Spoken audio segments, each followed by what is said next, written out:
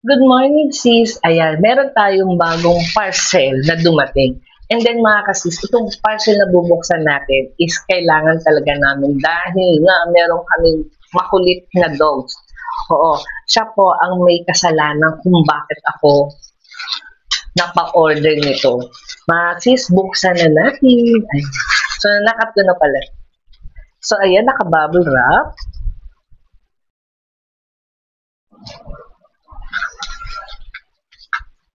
Yan. So, ayan, nakikita ko na.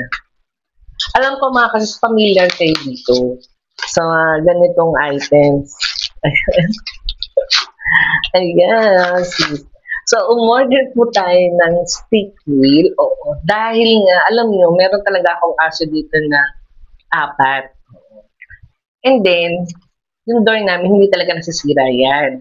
Pero nang dumating yung isang 6 months na puppy, siya lang po ang may sala na may ginawa sa aming pinto. Oo, nabakbak po yung pinto namin dito sa sala at sa kwarto ng nanay ko.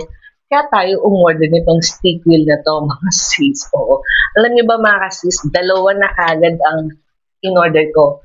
Dahil nga napaka-affordable. Oo. And then mga kasis, 250 grams na to. So may mga tatlong sizes po dyan. May 250 grams and merong 500 grams. Yung isa meron pa din, oo. So pili na lang po kayo yung talagang sa mga grams, yan, pili na lang po kayo ng mga dyan sa basket. So, yun lang po. Stick wheel.